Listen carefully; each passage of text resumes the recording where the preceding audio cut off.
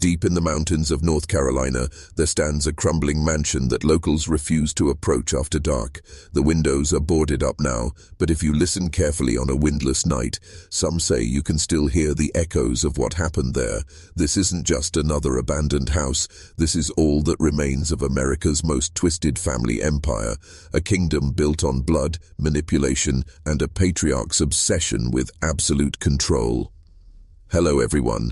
Before we start, make sure to like and subscribe to the channel and leave a comment with where you're from and what time you're watching. That way, YouTube will keep showing you stories just like this one. What I'm about to tell you isn't found in any history textbook.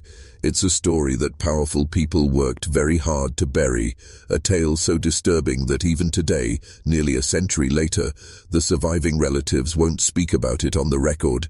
But the documents exist, the testimonies survive, and the truth, no matter how dark, has a way of surfacing. This is the story of the Cornelius family, though that wasn't always their name. For 3 generations, they ruled over a patch of Appalachian wilderness like medieval lords, complete with their own laws, their own justice, and their own terrible secrets. They built a kingdom where outsiders weren't welcome, where family loyalty meant everything, and where questioning the patriarch's word could mean disappearing forever. The locals called it Cornelius Hollow, but the family referred to it simply as the kingdom. For over 60 years, from the 1880s to the 1940s, what happened within those mountain walls was nobody's business but theirs. No sheriff ventured up that winding dirt road without invitation, no census taker ever returned with complete records, no federal agent ever came back with the full truth. But kingdoms built on secrets have a way, of crumbling from within. And when the Cornelius Empire finally fell, the revelations were so shocking that the government sealed the case files for 50 years. Those files were quietly opened in the 1990s, buried in bureaucratic archives where they gathered dust for decades. Until now. Tonight, we're going to walk through the ruins of that mountain kingdom. We're going to examine the evidence that powerful people hoped would never see daylight. We're going to uncover how one family's hunger for control led to a cycle of manipulation, abuse, and ultimately self-destruction that would haunt multiple generations. You might want to lock your doors for this one.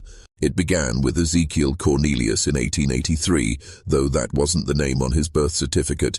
Born Ezekiel Kowalski in a Pennsylvania mining town, he was a man who understood that in America, you could become anyone you wanted to be, as long as you were willing to pay the price. After a suspicious fire destroyed the mining company's payroll records, Ezekiel disappeared with what witnesses later described as enough gold to buy a small town. He emerged 3 months later in the North Carolina mountains, claiming to be Ezekiel Cornelius, a wealthy businessman from Virginia looking to establish a private family estate away from the corrupting influences of modern society. The land he purchased was perfect for his purposes, 2,800 acres of steep, heavily forested terrain, accessible only by a single winding road that he quickly gated and guarded. Local records show he paid cash for everything, the land, the building materials, even the silence of the few neighbors who might have asked uncomfortable questions. But Ezekiel wasn't just building a home, he was constructing an empire, complete with its own economic system, social hierarchy, and twisted version of justice. Within 5 years, he had erected not just the main mansion, a sprawling, fortress-like structure with over 30 rooms, but also separate buildings for what he called his family enterprises. There was the sawmill, operated entirely by family members, and a handful of outsiders who signed contracts promising never to discuss what they witnessed on the property. There was the distillery, hidden deep in the woods, producing moonshine that somehow never attracted federal attention. And there were the smaller cabins, scattered throughout the property, where Ezekiel housed what he referred to as his extended family. Because here's where the story takes its first dark turn. Ezekiel didn't just want to build a business empire. He wanted to build a dynasty, and he had very specific ideas about how that dynasty should be structured. Within 10 years of arriving in North Carolina, Ezekiel had married 3 times. His first wife, Martha, bore him 4 sons before dying in what the single medical report described as complications from a fall. His second wife, Sarah, gave him 3 daughters before suffering a similar accident. His third wife, Rebecca, was barely 18 when she arrived at the compound, and the circumstances of how Ezekiel acquired her hand in marriage remain one of the investigation's most disturbing mysteries. But the marriages were just the beginning of Ezekiel's grand design. By 1895, Ezekiel had established what he called the family constitution, a handwritten document that still exists in the sealed case files, its pages yellowed with age, but its words chillingly clear. This wasn't just a set of household rules. This was the foundation of a totalitarian micro-state where Ezekiel's word was absolute law. The constitution contained 47 rules, each more disturbing than the last. Family members were forbidden from leaving the property without written permission. Contact with outsiders required Ezekiel's approval and supervision. Marriage within the family required his blessing, and his marriages were arranged based on what he called bloodline optimization. Most chilling of all was Rule 23. Disobedience to the family head constitutes treason against the kingdom and shall be punished accordingly. What did punishment look like in Ezekiel's kingdom? Former residents who escaped in later years described a system of psychological torture that would make modern cult experts shudder. There was the silent treatment, where disobedient family members were completely ignored by everyone else for weeks or months. There was the reflection room, a windowless basement chamber where transgressors were locked away with nothing but a Bible and their own thoughts. And then there were punishments that the survivors refused to describe, even decades later. But perhaps most disturbing was how Ezekiel maintained genetic control over his growing family tree. By 1900, the compound housed over 60 people, all related by blood or marriage. Ezekiel had begun what he called strategic breeding, arranging marriages between his children and grandchildren according to a complex chart he kept locked in his private study. He believed he was creating a superior bloodline, free from what he saw as the genetic contamination of outsiders. The local sheriff, F. Thomas McKinney, attempted to investigate the compound in 1902 after receiving disturbing reports from a postal worker who claimed to have overheard screaming coming from the property. McKinney's report, discovered in 1994, makes for harrowing reading. He described encountering children who seemed unnaturally fearful and adults who spoke in whispers, constantly glancing toward the main house as if expecting to be overheard. Most disturbing were his observations about the children's physical similarities, not just family resemblance, but the kind of identical features that geneticists now know indicate dangerous levels of inbreeding. McKinney's investigation was abruptly terminated when he received a visit from what he described as federal agents who confiscated his files and warned him that the Cornelius family was under federal protection for reasons of national security. No record of these agents exists in any federal database. When Ezekiel died in 1918, officially from pneumonia, though the family doctor's private notes suggest something far more sinister, his eldest son Mordecai inherited more than just the family fortune. He inherited a genetic nightmare that was already beginning to manifest in horrifying ways. By this time, the second generation of Cornelius children were reaching adulthood, and the effects of Ezekiel's strategic breeding were becoming impossible to hide. Medical records smuggled out by a visiting nurse in 1920 paint a picture of genetic devastation that modern scientists can barely comprehend. Multiple children born with severe physical deformities, cognitive disabilities so profound that some family members never learned to speak, and most disturbing of all, a pattern of violent, unpredictable behavior that seemed to run in specific family lines. But Mordecai, rather than recognizing these as warning signs, saw them as proof of his father's genius. In his personal journal, discovered hidden in the mansion's walls during demolition in 1987, he wrote, "Father's breeding program is working. We are becoming something new, something beyond ordinary humans. The weak specimens must be culled so the strong can flourish." Culling in the Cornelius kingdom had a specific meaning. Family members who displayed what Mordecai deemed inferior traits, physical disabilities, mental illness, or simple disobedience, would simply disappear. Sometimes they were found weeks later in shallow graves scattered throughout the property. Sometimes they were never found at all.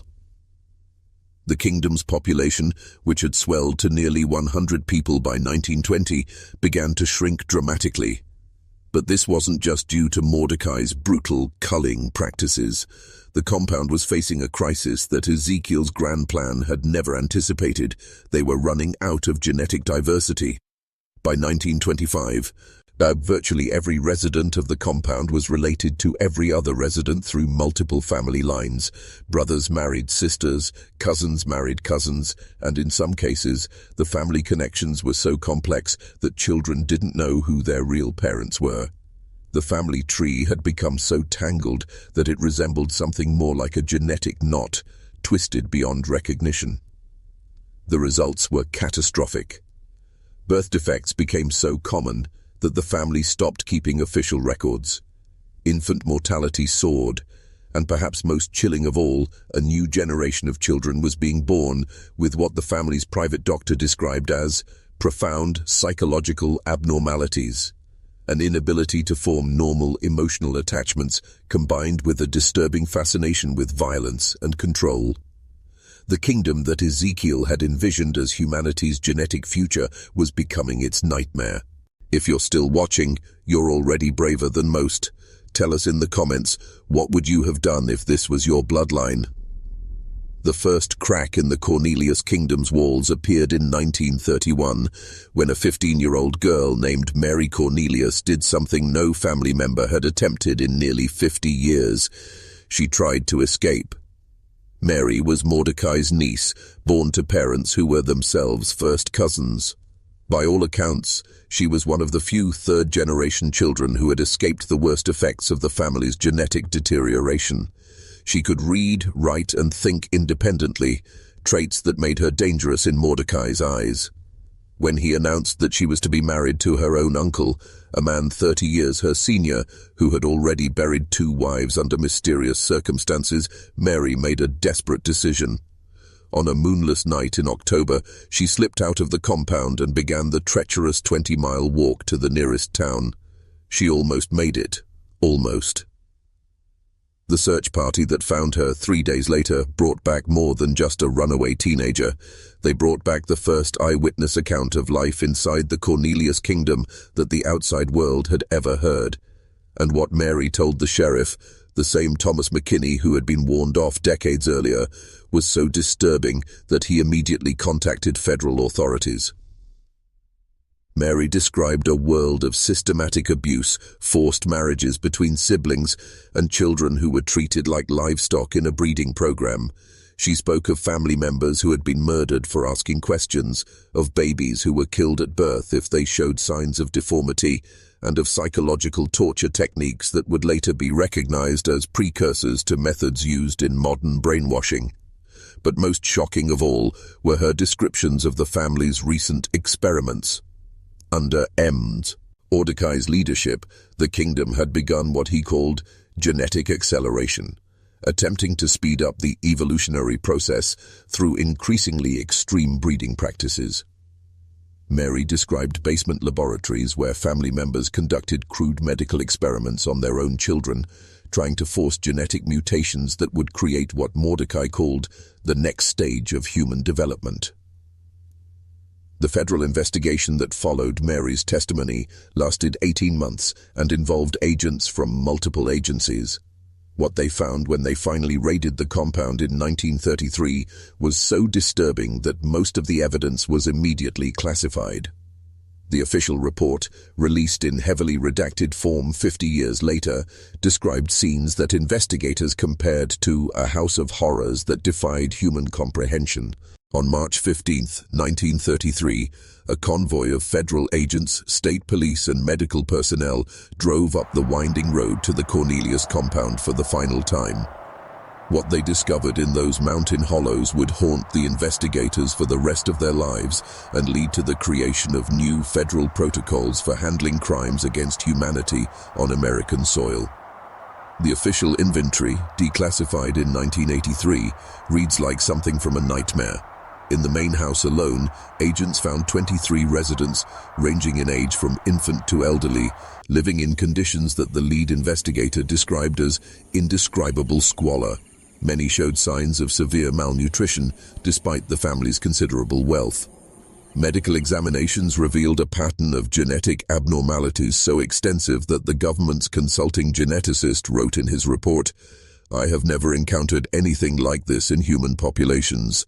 The level of genetic damage suggests systematic inbreeding over multiple generations." But the living residents were only part of the horror. In the basement of the main house, agents discovered what appeared to be a crude medical laboratory, complete with surgical instruments, preserved tissue samples, and detailed records of genetic experiments conducted on family members. Mordecai's journals, found in a hidden safe, contained meticulous documentation of his attempts to purify the bloodline through increasingly extreme measures. Perhaps most disturbing were the cemetery records. The official family plot contained 47 graves, but ground-penetrating radar revealed the presence of over 120 burial sites scattered across the property. Many of the unmarked graves contained the remains of children, some showing signs of violence that suggested they had been killed rather than died of natural causes. The surviving residence presents investigators with an even more complex challenge. Decades of isolation and psychological manipulation had left many of them unable to function in the outside world. Several had never learned to read or write. Others spoke only in whispers, seemingly terrified of being overheard. Most disturbing were the youngest survivors, children who had been raised to believe that the outside world was dangerous and evil, and that their families' practices were normal and necessary.